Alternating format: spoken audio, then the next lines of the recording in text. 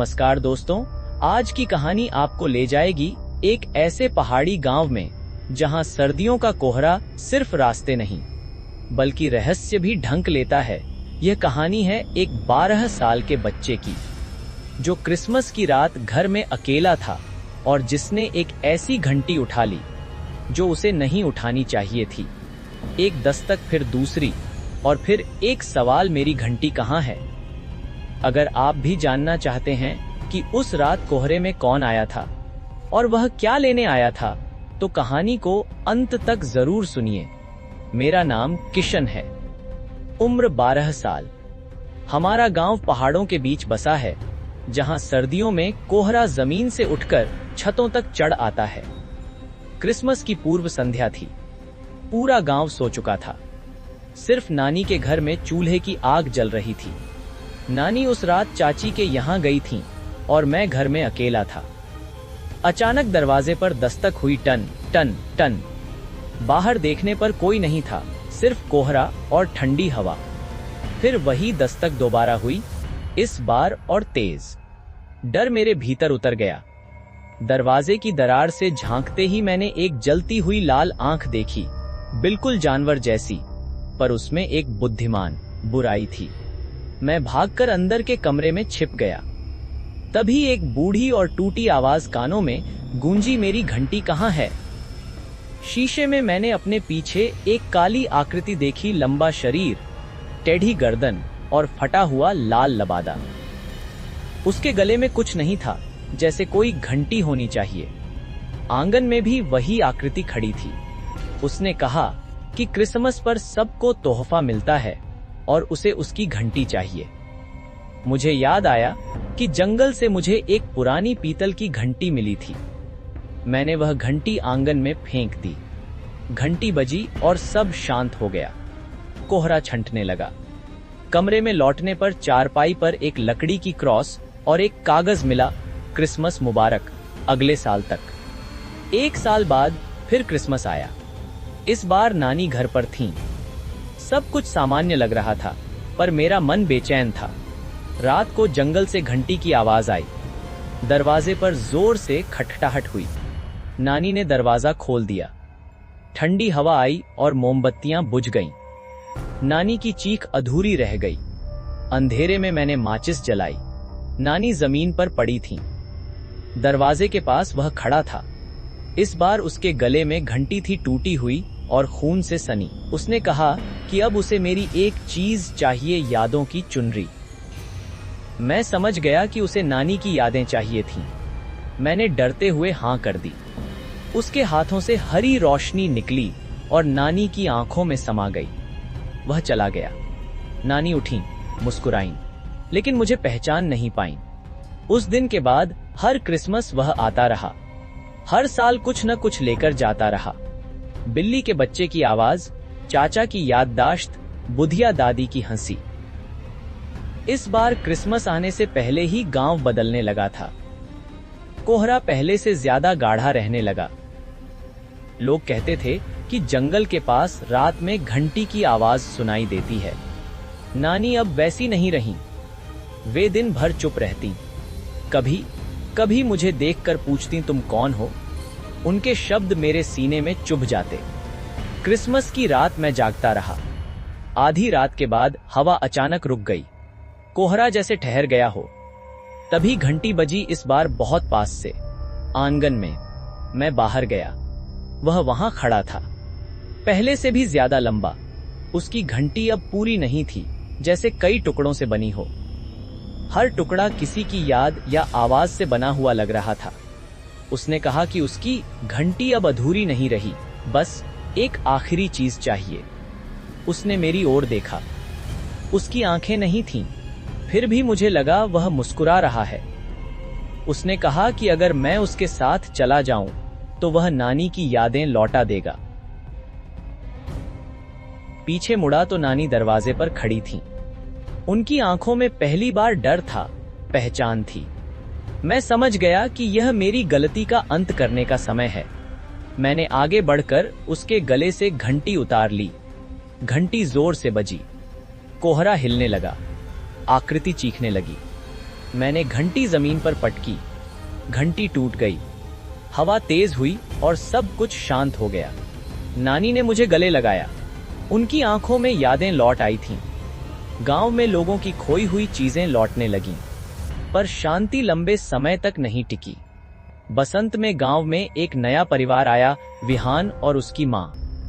विहान चुप रहता था, उसकी आवाज गुम थी। जब मैंने पहली बार उसकी आंखों में देखा तो मुझे वही खालीपन दिखा। वह उसी पेड़ के पास खड़ा मिला जहां से मुझे घंटी मिली थी। उसकी आंखें एक पल के लिए लाल हो गईं। गर्मियों में गांव में अजीब बीमारी फैली।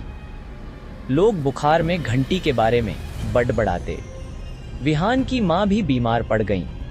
जब नानी ने उन्हें दवा दी तो विहान का शरीर सख्त हो गया और उसकी आवाज मेरे दिमाग में गूंजी, तुमने मेरी घंटी तोड़ दी, अब मुझे तुम्हारे टुकड़े चाहिए।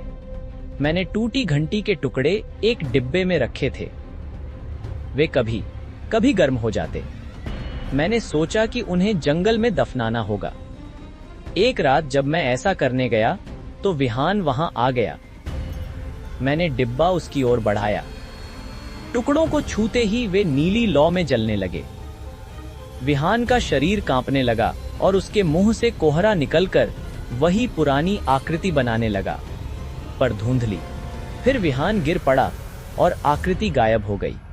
विहान की आवाज लौट आई, पर उसे कुछ याद नहीं था।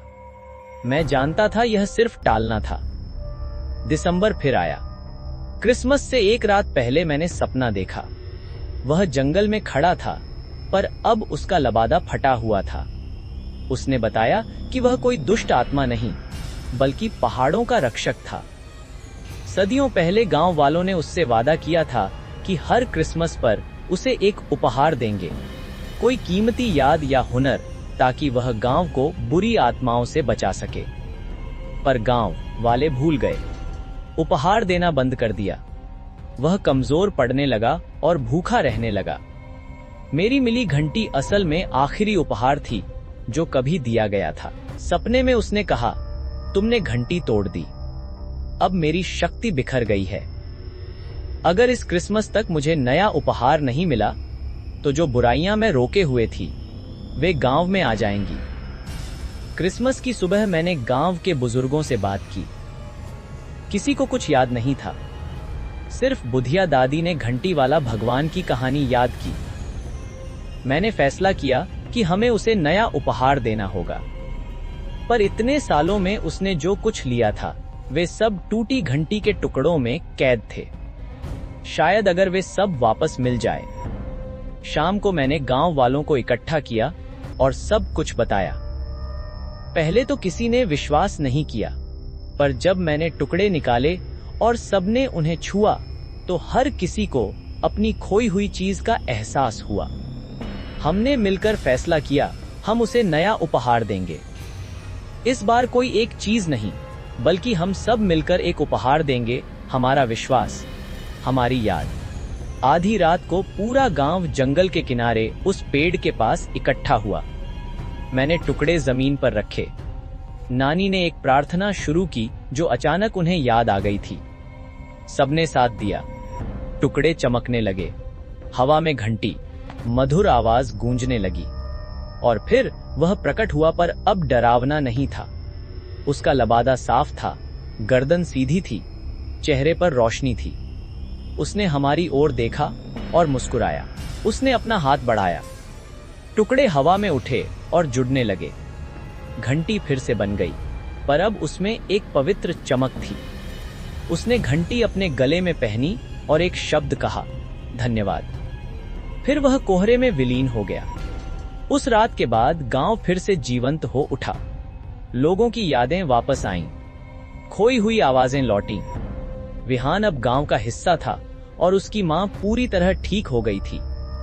नानी ने कहा, कभी कभी किसी वादे को निभाने के लिए सिर्फ एक बच्चे का साहस काफी होता है।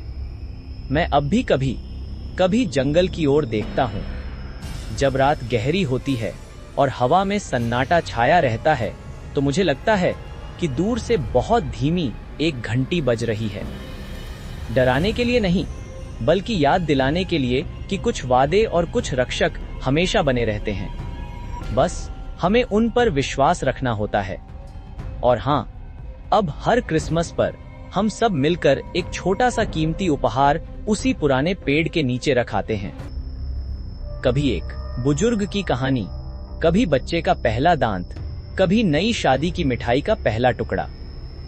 वह घंटी अब हमेशा बजती रहती है, पर अब वह हमें डराती नहीं बल्कि सुरक्षा का एहसास दिलाती है। और मैं जानता हूं कि जब तक हम उस वादे को निभाते रहेंगे, वह हमारे गांव की रक्षा करता रहेगा। तो दोस्तों, यह थी आज की डरावनी कहानी विलेज क्रिसमस। अगर आपको यह कहानी सुनकर रात में थोड़ी सी भी सिहरन महसूस हुई हो, अगर आपको लगा हो कि कुछ आवाजें आज भी कोहरे में जिंदा हैं, तो इस वीडियो को लाइक जरूर करें, अपने दोस्तों के साथ शेयर करें और ऐसी ही सच्ची सी लगने वाली डरावनी कहानियों के लिए हमारे चैनल को सब्सक्राइब करना बिल्कुल न भूलें, क्योंकि अगली कहानी शायद आपके ही गांव से हो।